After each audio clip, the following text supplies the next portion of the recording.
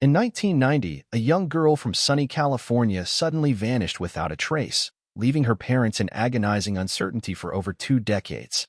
Years passed, but the mystery of her disappearance remained unsolved, tormenting the hearts of her loved ones.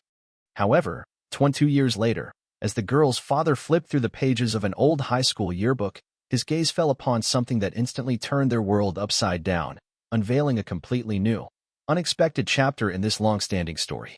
From the Pacific expanse, as it did every morning, a thick fog slowly rolled in, enveloping the coastal town of Crestwood, California, in its familiar, damp blanket. Walter Sterling, lost in thought, stood by his daughter's bedroom window, watching the milky haze swirl around the solitary lighthouse, barely visible in the distance. The picturesque, almost postcard-perfect beauty of this small town, with its ancient, dense forests and majestic, dramatic cliffs that rose impregnably above the boundless ocean, had always been an inexhaustible source of solace for him, a reliable refuge for his soul. That was until 22 years ago, when his only daughter disappeared without a trace, taking peace and serenity with her. Walter slowly turned from the window, his gaze sweeping across the untouched bedroom, as if frozen in time. Every item seemed preserved, remaining exactly as Abigail had left it on that fateful spring day in 1990, just weeks after her graduation. Posters of her favorite bands still adorned the walls, as if awaiting her return. Her desk remained neatly stacked with textbooks and notebooks, and her closet still overflowed with clothes that no one had worn for over 2 decades, silent testaments to a vanished youth. "The time has come," he whispered to himself, his voice sounding muffled in the quiet room, like an echo of yesterday's conversation with his wife, Beatrice. After long and agonizing deliberations, they had finally reached a mutual, albeit incredibly painful, agreement. After 22 years, they needed to accept the inevitable. To come to terms with the bitter truth that Abigail would most likely never return. Today was the day set to sort through her personal belongings, donate what could benefit children in need, and carefully move the rest to the attic, preserving memories while freeing up the space that had been frozen in time. Walter flung open the window to let in a breath of fresh air, but only succeeded in immediately stirring up a cloud of stale dust that had settled there for years. He involuntarily sneezed and rubbed his eyes, then resolutely approached the closet and began carefully taking out Abigail's clothes. Each item, retrieved from oblivion, seemed alive, bringing a wave of memories, transporting him back in time. Here was her favorite blue sweater, soft and cozy.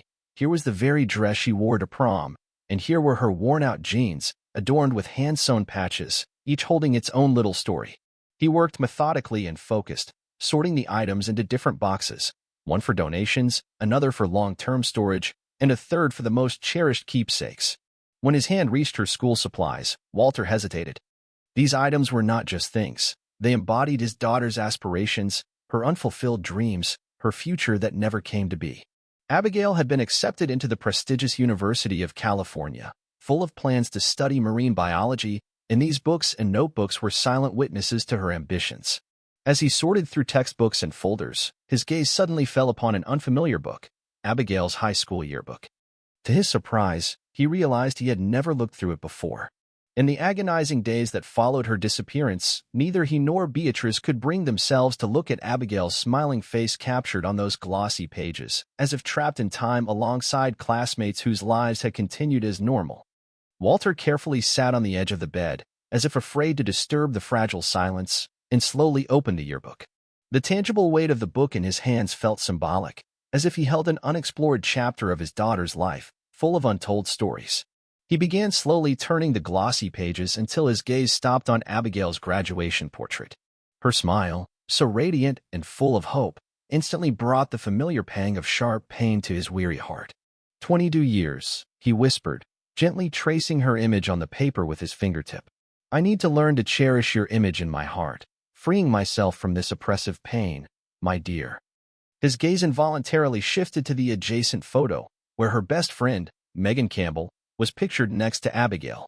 Megan's face instantly brought back a flood of warm memories. Countless sleepovers, lively dinners at their family table, ringing girlish laughter, and whispered secrets they shared. Walter realized with bitterness that he hadn't heard from Megan in years. After Abigail's tragic disappearance, Megan had visited them regularly for several months, but over time, these visits gradually dwindled, and the connection was lost. Intrigued, Walter turned the yearbook pages to find the section with individual senior profiles. Each student had their own page, adorned with a short biography and personal quotes. He quickly found Abigail's page and, with a pounding heart, read her words, written at a time when all of life was still ahead, full of boundless possibilities. Thanks, Mom and Dad, for always believing in me. To my teachers who pushed me to be my best, and to my best friend, Megan. Don't forget to return my copy of The Secret Garden, the illustrated classic edition. To you, Grandma. Love you forever. Walter involuntarily chuckled, the sound a strange mix of tenderness and bitterness. The light, playful jab at Megan was so characteristic of their strong friendship. He turned the page to find Megan's profile, carefully reading her dreams and aspirations captured on paper. Her brief biography eloquently spoke of her determination, unwavering resolve to follow her dreams, and remarkable ability to stand up for herself. Walter's thoughts returned to the book Abigail had mentioned. The Secret Garden had been her favorite since childhood, and she passionately collected various editions of it. Had Megan ever returned the book? He couldn't recall ever seeing it among Abigail's many belongings. Driven by a sudden surge of curiosity, Walter began methodically going through Abigail's boxes of books. The dust stirred up in the room brought tears to his eyes and a bout of sneezing, so he decided to move the boxes to the living room, where the air was fresher and easier to breathe. In the spacious living room, he systematically emptied the boxes, carefully arranging books and magazines on the coffee table and directly on the floor. Among them were thrilling fantasy novels, serious science textbooks, colorful nature magazines, but nowhere was that illustrated edition of The Secret Garden. Walter wondered if Megan might still have it, after all these years. On a hunch, he checked the back of the yearbook and found a section where students had written down their contact information. Megan had casually scrawled her phone number with the note, "Call anytime, BFF." Walter reached for his phone and dialed the number, though he didn't hold out much hope it would still work after 22 years. As expected, an automated message informed him the number was no longer in service. Just then, the front door swung open, and Beatrice entered the living room, carrying bulky grocery bags from the farmer's market. She stopped abruptly, her gaze sweeping over the chaotic scene of books and magazines strewn across the living room. "Walter, what is all this?" Her voice sharp, a mix of surprise and something deeper, old pain. "I was just going through Abigail's things, as we planned," Walter explained, rising from the floor. Beatrice's face hardened. "We agreed to sort and put away her things, not spread them all over the house. I thought we were finally moving forward, not getting stuck in the past again." "I'm not getting stuck, Beatrice. I found her yearbook and was looking for something," Walter countered. "What could be so important?" Beatrice asked, her tone boding ill. Beatrice set her grocery bags down on the kitchen table with a thud, her movement stiff with clear anger. Walter handed her the yearbook, pointing to Abigail's note about the book. "She mentioned a book Megan borrowed. I was curious if it was among her things." Beatrice sighed heavily, her patience clearly wearing thin. "A book? Walter, that doesn't matter anymore. Abigail's books are just collecting dust. We shouldn't bother Megan about this. She's probably forgotten all about it too." "Do you know where Megan is now?" Walter asked, slightly changing the subject. "Yes, I see her sometimes when I'm in town. She's living in a camper these days," Beatrice replied, starting to unpack groceries. "I thought maybe I'd go visit her," Walter said hesitantly. "Not just for the book, of course. It's been so long since we've seen her, and she used to be like family." Beatrice stopped her actions and turned to face him. "Walter, I can't do that today. I have nothing against Megan, but I'm not ready to see her right now. Last night, we agreed to clean up and let go of hope. Going to see Megan today feels like the complete opposite of that," Beatrice said, gesturing to the mess in the living room. "I'll stay here and clean up. I'll get things ready for the attic, as we planned. If you want to go, that's your choice." Walter nodded, understanding her reluctance. It was a spontaneous idea, born of the moment. "I'll go alone." Beatrice gave him detailed directions to where Megan usually parked her camper but warned, "Don't push her too hard, Walter." Abigail's disappearance must have hit her hard too. They were like sisters. Walter gathered the yearbook, his phone, wallet, and car keys. As he headed for the door, he looked back at Beatrice, who was already neatly stacking Abigail's books back into boxes. He felt a pang of guilt for leaving her to clean, but something irresistibly drew him to Megan, to answers to questions he hadn't even formulated yet. The door closed behind him as he stepped out into the foggy Crestwood morning, the yearbook clutched tightly to his chest, like a precious treasure. Walter drove along the winding coastal roads of Crestwood, following Beatrice's directions to the RV park where she said Megan Campbell now lived. The drive took about 20 minutes, leading him from the town center to a modest neighborhood where several RVs were parked along a strip backing onto a dense wooded area. He parked his car and looked around, trying to identify which one might belong to Megan.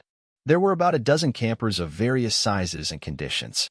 Some looked permanent, with small gardens planted nearby and outdoor furniture arranged, creating a sense of lived-in space. Walter approached a man diligently washing the windows of his RV. "Excuse me, I'm looking for Megan Campbell. Do you know which camper is hers?" The man pointed to a blue and white camper at the far end of the lot. "That's Megan's spot. Good woman. Mostly keeps to herself." Walter thanked him and headed toward the indicated camper. It was modest but well-maintained, with a small potted plant by the door, adding a touch of home. He took a deep breath, composing himself, and knocked. A moment later, the door opened. A woman in her 40s stood on the threshold, her blonde hair now streaked with gray, and her face showing the fine lines of middle age, a testament to years lived. She looked at Walter with polite confusion, with no recognition in her eyes. "Can I help you?" she asked. Walter realized with surprise that they didn't recognize each other. The last time they had seen each other, Megan was still a teenager, and he was 22 years younger, and time had undoubtedly left its mark on both of them. "Megan, it's Walter Sterling, Abigail's father," he introduced himself. Her eyes widened in surprise, then filled with a complex mix of emotions, recognition, deep sadness, and warmth. "Mr. Sterling. Oh, my goodness. Please, come in." She stepped back, opening the door wider, inviting him inside. Walter ascended the 2 small steps into the compact but surprisingly cozy living space. The camper was neat and adorned with personal touches, photographs, small plants, and bright cushions, creating a homey atmosphere. "Please, have a seat. Would you like some coffee?" Megan gestured to a small dining area. "Coffee would be nice." "Thank you," Walter said, settling onto the bench. As Megan prepared the coffee, Walter noticed how deliberate, almost cautious, her movements were, as if she was giving herself time to process this unexpected visit, which undoubtedly stirred up old memories. "What brings you here after all these years?" she asked, placing a steaming mug in front of him before sitting across the table. Walter pulled out the yearbook he had brought. "I found it today while cleaning out Abigail's room. Realized I'd never looked through it before." Megan's eyes fixed on the book as if seeing a ghost of the past. "I remember this," she said softly, reaching out to gently touch the cover. Walter opened it to Abigail's profile page and pointed to the note about returning the book. "I was curious about this book she mentioned. Did you ever return it to her?" Megan's expression softened into a sad smile. "No, I didn't. I was so forgetful back then, and Abigail knew it. She always teased me about it." She stood and went to a cabinet under her bed. After rummaging for a bit, she pulled out a well-worn copy of The Secret Garden, the very illustrated classic edition. "I kept forgetting to give it back, and then, after she disappeared, I just couldn't part with it." "It's the last thing I have of her," Megan said, her voice trembling. She held the book carefully, as if it were made of fragile glass, afraid to damage it. "Would you be very upset if I kept it? It's become incredibly precious to me over the years." Walter nodded, fully understanding her feelings. "Of course, you can keep it." He took the book when Megan handed it to him and carefully opened it. The pages had yellowed with age, but the illustrations were still strikingly vibrant, retaining their original beauty. As he flipped through, he stopped at a page that was being used as a bookmark. It looked like a torn page from a teen fashion magazine. Walter unfolded the page to reveal a photo shoot featuring teenage models. A young man in stylish clothes instantly caught his attention. Something about him seemed painfully familiar. "Who is this?" he asked, pointing to the model. Megan leaned in to look. "That's Ethan Carter. He was in our class." Walter turned back to the yearbook and found Ethan's photo next to Abigail's. "Now I remember. He was quite talented to be modeling at such a young age. He still models sometimes, from what I hear. He has his own clothing line now," Megan said. Walter looked up. "You know, Beatrice once mentioned that you were dating Ethan back then. I didn't think much of it at the time." Megan's expression immediately changed, showing clear displeasure. "That's not true at all. I never dated Ethan. In fact, I never even liked him. He was actually close with Abigail for a while." This caught Walter off guard. "Abigail? She and Beatrice never mentioned anything about Ethan to me. This was in our junior year, about a year before graduation, Megan explained. Ethan seemed infatuated with Abigail for a few months, but it didn't last long. Once we both realized what kind of person he was, we kept our distance from him. Abigail never mentioned him again. Megan paused, as if remembering something, her gaze distant. Actually, now that I think about it, I did see them talking a few times in senior year. They seemed close, which was pretty strange because we'd agreed he was a bad guy. Abigail even asked me some weird questions about him. What kind of questions? Walter asked, his interest piqued. She asked if I thought someone like Ethan just needed help to change, maybe he wasn't as bad as we thought. She even asked me to drive by his house once because she wanted to see where he lived. I thought it was strange at the time, but Abigail always had such a kind heart. She wanted to see the good in everyone. Walter asked, "Did the police know about this when they investigated her disappearance?" "Yes, I told them," Megan confirmed. "They questioned everyone in our class, including Ethan. But by then, Abigail was dating Justin Baker. He was their main suspect at first." Walter nodded. "I remember Justin. He used to come to our house to pick her up. We suspected him too, but he had an ironclad alibi at the time of her disappearance." "Do you know what happened to Justin?" Walter asked. "From what I heard, he left town shortly after Abigail's disappearance. I guess the scrutiny was too much for him." Walter's mind raced. "What about Ethan? What about him?" "I'm not sure about any relationship between them," Megan said. "Abigail rarely showed interest in him, other than those few curious questions." Walter looked closely at Ethan's photo in the magazine again. Why would Abigail use his page as a bookmark? And the fact that she was close to him, and neither Walter nor Beatrice knew about it, seemed extremely important to him. He brought this up to Megan, and she explained that was from Abigail's favorite magazine. "I hated him so much that Abigail tore out the page with his face. She just folded it and said there was nothing better than using it as a bookmark." Walter pondered for a moment, then nodded, accepting the explanation. "Do you know where Ethan is now?" he asked. Megan picked up her phone and scrolled through messages.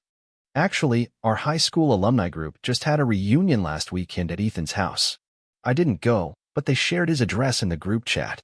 She showed Walter the message on the screen. "Could you send me that address?" Walter asked, pulling out his phone. They exchanged numbers, and Megan promptly forwarded him the necessary information. "Do you think Ethan could be involved somehow?" Megan asked hesitantly, her voice uncertain. "I don't know," Walter admitted. "But I'd like the police to know about his relationship with Abigail, however brief it was. The fact that neither Beatrice nor I knew about it makes me curious. When Abigail started dating Justin, it was completely open and transparent." Walter stood up, thanking Megan for her time and valuable information. As he prepared to leave, Megan touched his arm. "Please give Beatrice my regards," she said. "And thank you for letting me keep the book. It means more to me than you can imagine." Walter nodded, the yearbook clutched under his arm as he stepped out into the daylight, his mind full of new questions about his daughter's life and her mysterious disappearance. Walter sat in his car, the yearbook resting on the passenger seat beside him, like a silent witness to his inner turmoil. His thoughts raced from the new information Megan had shared. The revelation that Abigail had been close to Ethan Carter, however briefly, was unsettling not because of Ethan himself, but because Walter and Beatrice had never known about it. He pulled out his phone and dialed the number for Detective Dale Barton, the officer who had handled Abigail's case many years ago. Walter knew the detective was retired now, but still lived in town. The call went to voicemail, which was not surprising for a Sunday. Walter stared at his phone, then at the address Megan had sent. He should go home to Beatrice. He knew he had promised her they would close this chapter of their lives today. But something in Megan's words and the bookmark kept gnawing at him, giving him no peace. Abigail's curiosity about Ethan's house, her questions about whether he could change. "Just a quick drive-by," he muttered to himself, starting the car. "Just to see where it is." 20 minutes later, Walter found himself in one of Crestwood's more affluent neighborhoods. Large houses with manicured lawns lined the quiet streets, a stark contrast to the modest home where he and Beatrice had raised Abigail. He easily found Ethan's address, a sprawling two-story house with a circular driveway and professional landscaping that spoke of wealth. The lot was significantly larger than the surrounding homes, clearly indicating Ethan's success since high school. Walter parked his car across the street at a distance, observing the house. The front gate was open, and as he watched, he saw a man emerge from the front door, accompanied by a young woman. Even from this distance, Walter recognized the grown-up version of the boy from the yearbook. Ethan Carter, now in his 40s, was still handsome, with the confidence of a man accustomed to success and attention. Ethan walked the woman to her car, kissed her on the cheek, and waved as she drove away. As he turned to go back inside, his gaze swept across the street and landed on Walter's car. Walter realized too late that his car windows were not tinted, making him clearly visible. Ethan's posture instantly changed. He became wary and suspicious. Walter decided there was no point in hiding now. He turned off the engine, got out of the car, and walked purposefully toward the gate.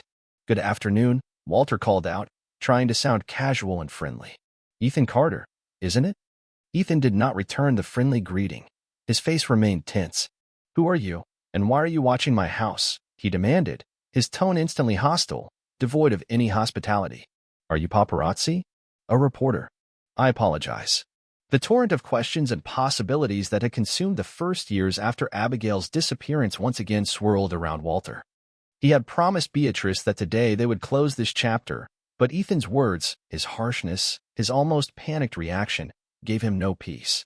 Walter tried to convince himself that it was just annoyance from a disrupted Sunday, but something inside persistently whispered otherwise. Ethan's defensive reaction seemed disproportionate, almost excessive. Why would a successful businessman be so defensive about a brief high school friendship from over 2 decades ago? This was not just an inconvenience. It was something more, something that made Walter doubt the sincerity of Ethan's words. He should go home to Beatrice, help her clean, fulfill his promise. But the thought that he might have stumbled upon a thread, however thin, that no one had noticed for 22 years, wouldn't let go. He couldn't just dismiss this feeling. Walter turned off the main road leading to their house. His hands still trembled slightly on the steering wheel, but now it was not from shame, but from anticipation. He didn't know where he was going, but he knew for sure that he wasn't going home. He needed to figure this out, if only for himself. In Walter's mind, the conversation with Ethan replayed again and again. "Who told you that?" "Megan." Ethan's question had sounded particularly sharp. Megan. Perhaps that was the next step. Walter remembered that Megan was one of the few who had kept in touch with Abigail after high school. He had to find her. He pulled out his phone, his fingers fumbling for an old notepad in the glove compartment where he had once written down names and phone numbers of Abigail's classmates.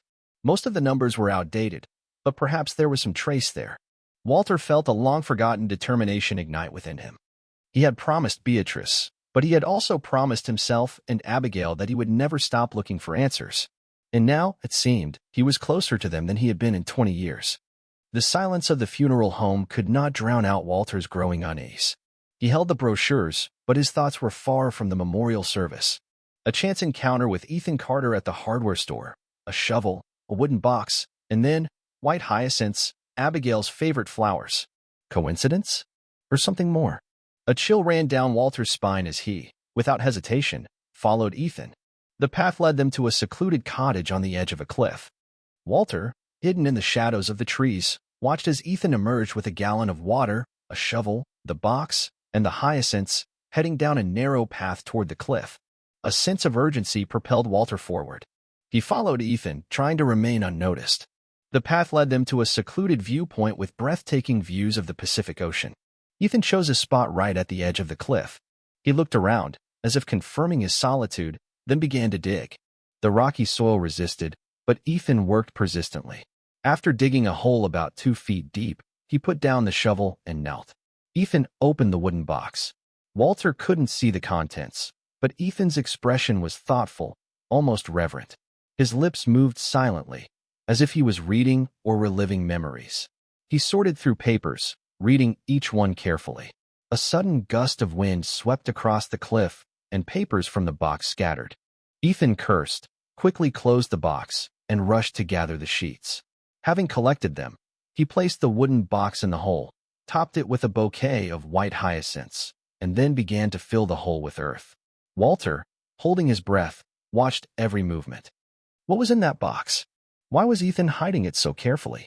And why here, on the edge of the cliff, with Abigail's favorite flowers? Walter's heart pounded, a premonition of something important, something terrible, growing with every second. He felt he was on the verge of unraveling a mystery that had tormented him for 22 years. Pressing the SOS button, Walter felt a surge of adrenaline. He knew there was no turning back now. Emergency services were alerted, his location transmitted. Ethan, disarmed and seeing the phone in Walter's hand, flew into a rage. His face contorted with fury. "What have you done?" Ethan hissed, lunging at Walter. Walter recoiled, clutching the phone tightly. He was not a fighter, but desperation gave him strength. Ethan tried to snatch the phone, but Walter dodged. A short, desperate struggle ensued between them at the edge of the cliff. Rocks crumbled underfoot. Every misstep could be the last. "You don't understand what you're doing," Ethan yelled, trying to push Walter away from the hole. "I understand you're hiding something, and I'm going to find out," Walter retorted, his voice trembling but full of resolve.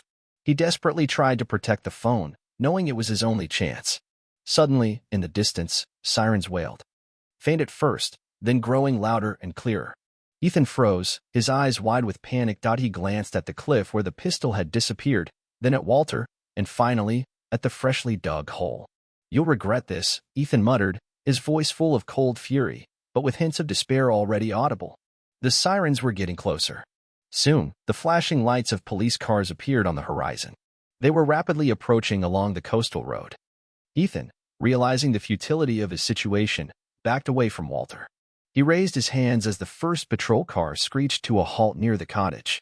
Officers jumped out of the cars, their faces serious, hands on their holsters. They quickly assessed the situation. 2 men at the edge of a cliff, one with a phone in his hand, the other clearly agitated. One of the officers, a tall man with a determined gaze, approached Walter. "What's going on here?" he asked, his voice calm but authoritative.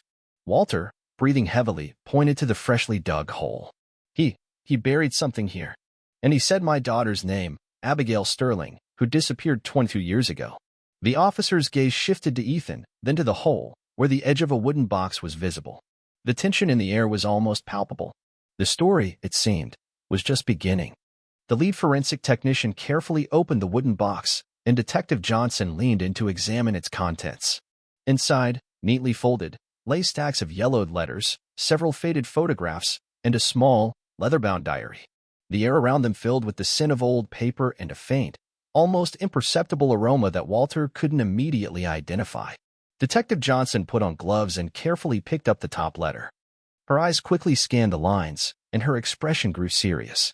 She handed it to another technician, who began photographing and cataloging each item. Walter, standing nearby, felt his heart clench with anticipation and dread. He couldn't see the words, but the items themselves, the letters, the photographs, the diary, spoke of a deep personal connection. These were not just random things. These were memories that Ethan had so carefully hidden.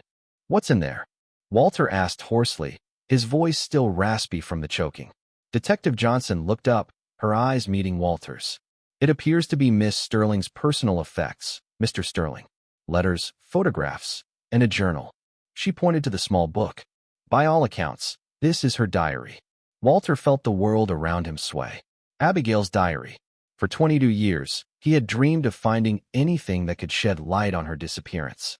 And here it was, lying before him, in the hands of strangers, dug from the earth where Ethan had hidden it. Can I see?" Walter asked, taking a step forward. Detective Johnson shook her head. "Not yet, Mr. Sterling.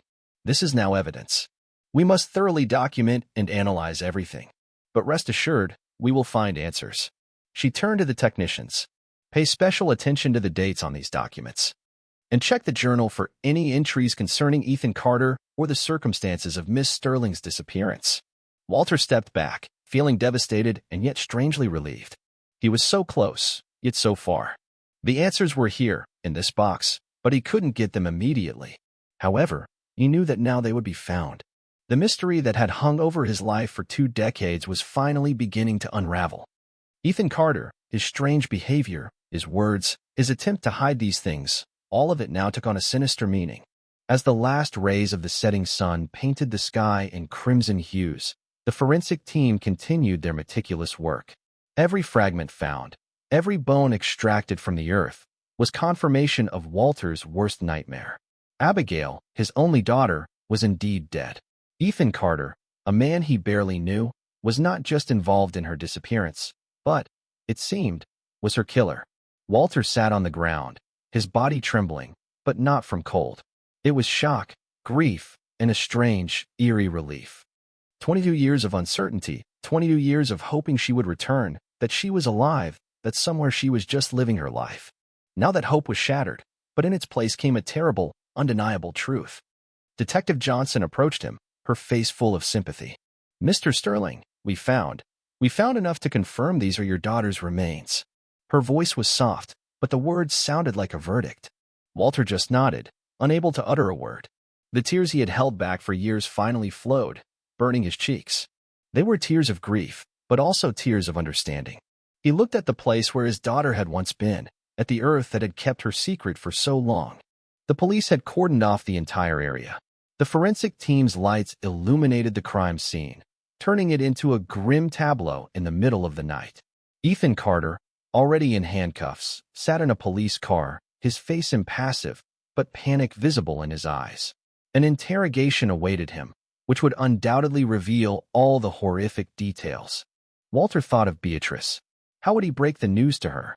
How would he tell her that their daughter, whom they had searched for so long, had been found, but not as they had hoped? The promise to close this chapter today had taken on a completely different, tragic meaning. The chapter was closing, but not as they had dreamed. It was closing with pain, with the realization that their daughter was a victim of cruelty and deception. Detective Johnson offered to drive Walter home, but he refused. He wanted to stay there until he was sure that everything was done correctly, that every fragment, every piece of evidence would be collected. He felt he owed it to Abigail. He couldn't protect her then, but now he could ensure she received justice. Night fell on the cliff, bringing with it a cold wind from the ocean. Walter sat, watching the investigators work, and Ethan's words replayed in his mind. "She should have taken better care of herself, stayed away from me. And if you loved your daughter, you would have protected her better." These words, spoken with such cruelty, now sounded like a confession, an attempt to shift blame. But Walter knew the truth, and now the whole world would know it. As the last white hyacinths and the worn copy of The Secret Garden dissolved into the azure waves, a profound silence hung over the ocean. It was a silence filled with grief, but also a strange, long-awaited peace. Walter and Beatrice stood, holding hands tightly, their eyes fixed on the spot where their daughter's ashes had disappeared. 22 years of searching, hope, and despair culminated in this farewell. Megan stood nearby, her shoulders shaking with silent sobs. She had lost not just a friend, but a part of her youth, a part of herself that had been shrouded in mystery for so long. Now the truth was known, but it brought with it a new, sharp pain. The boat slowly turned and headed back to shore, leaving only a gentle ripple on the water. A somber unity filled the air on board. Abigail's former classmates, teachers, the principal, all of them were witnesses to this tragedy and this farewell. The town of Crestwood, which had lived with the ghost of Abigail's disappearance for so long, now faced a cruel reality. News of Ethan Carter's arrest and the discovery of Abigail's remains shook the community to its core. Many remembered Ethan as a quiet, withdrawn boy, and no one could have imagined what he was capable of. In the following weeks, the details of Abigail Sterling's case unfolded in all their horrifying completeness. Abigail's letters, photographs, and diary, found in the wooden box, became key evidence. They told a story of a secret, toxic relationship, manipulation, and ultimately, murder. Ethan Carter was charged with murder, and his trial became a central event for the entire region. At the trial, Ethan Carter tried to deny his guilt, but the evidence was irrefutable. Walter's testimony, Megan's, as well as the contents of the box and the forensic examination results left no doubt. It was revealed that Ethan, obsessed with Abigail, could not accept her leaving him and decided that if she couldn't be with him, she wouldn't be with anyone. He lured her to the cottage on the cliff, where he committed the crime, and then buried her remains, attempting to cover his tracks. Ethan Carter was found guilty and sentenced to life imprisonment. Justice, albeit 22 years later, had prevailed. For Walter and Beatrice, life was never the same after this. The pain of loss remained, but now it was different. It was a pain that could be mourned, a pain that had a reason and finally found resolution. They no longer lived in limbo, tormented by guesswork. Abigail had come home, albeit in such a tragic way. They often visited the cliff, the place where Abigail found peace in the ocean. They brought white hyacinths and stood in silence, gazing at the boundless waters. Walter and Beatrice learned to live with this new reality, finding solace in memories of their daughter, in her laughter, her dreams, her love for the ocean. They knew that her spirit was now free, soaring over the waves she so adored. And that knowledge, though bitter, brought them peace. Walter spoke these words, and they hung in the twilight air, like an echo of all the unspoken questions, all the what-ifs that had haunted them for so long. Beatrice gently squeezed his hand. Perhaps she was afraid, Walter, afraid of our judgment, or that we wouldn't understand. Or, even worse, afraid he would hurt us if she told. Walter sighed, his gaze fixed on Abigail's photograph. She was always so strong, so independent. We thought she could handle anything. And she was strong, Beatrice gently countered. Her strength was in her compassion, in her belief in good. That's not weakness, Walter. That was her essence. It's just sometimes, when you see the light in others, you might not notice the shadows they hide. They sat in silence, each lost in their own thoughts. The sunset gave way to twilight, and stars began to appear in the darkening sky. The air grew cooler, but the warmth of their hands, intertwined, was a comfort. We did everything we could, Walter, Beatrice whispered. We searched for her, we loved her. And now we know the truth.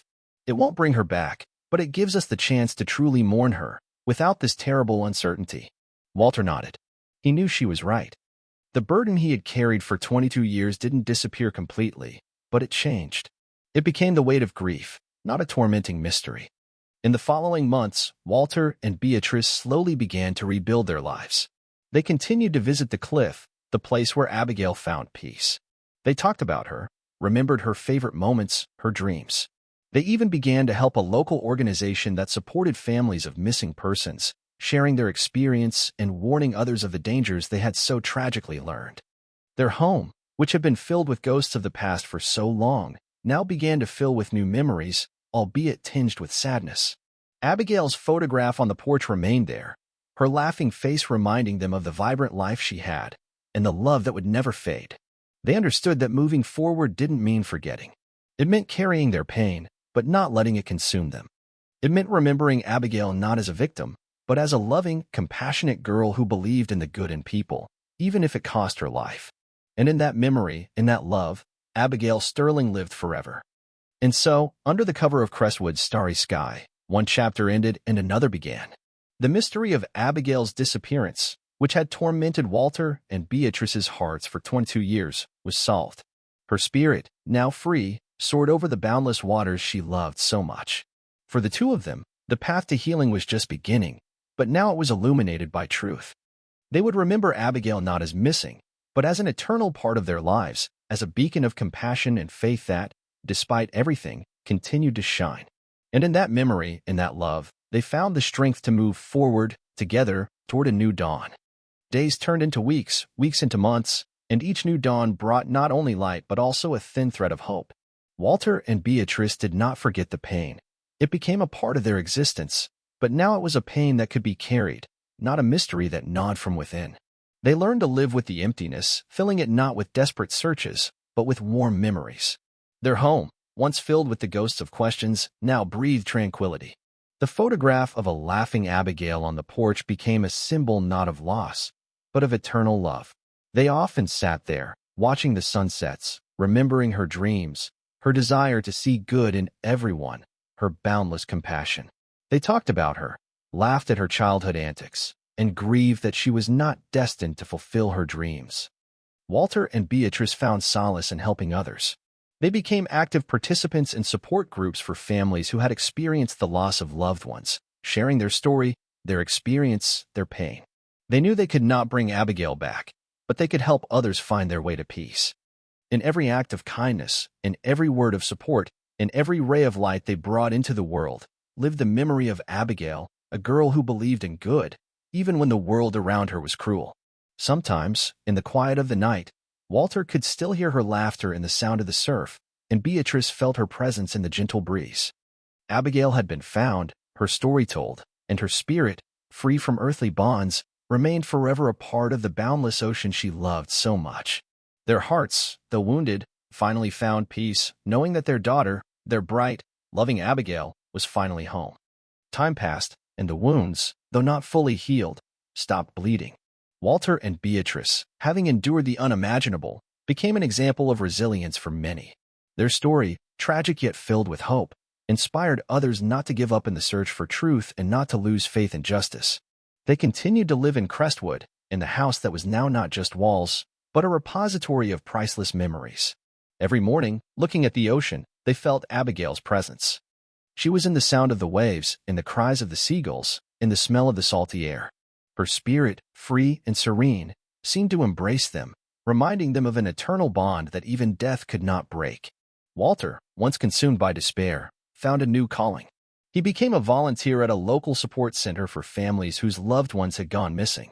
His calm but firm voice, his personal experience, gave hope to those who were just beginning their agonizing journey. He shared his story, warned against mistakes, but most importantly, instilled faith that even in the deepest darkness, the light of truth could be found. Beatrice, in turn, dedicated herself to creating a small memorial garden on the cliff, not far from where Abigail found peace. It was not just a garden, but a living memorial to her daughter, a place where white hyacinths bloomed, where one could sit in silence, reflecting on the transience of life and the power of love. The garden became a place of pilgrimage for many who knew Abigail, and for those who simply sought solace. They no longer lived in the past, but they did not forget it either. The past became a part of their present, a lesson that taught them to cherish every moment, every touch, every word. They learned to see the world through Abigail's eyes, with compassion, with faith and goodness, with hope for the future. And in this, they found their own unique path to peace and healing, knowing that their daughter, their bright, loving Abigail, would forever remain with them, in every breath of the sea breeze, in every ray of sunshine, in every beat of their hearts.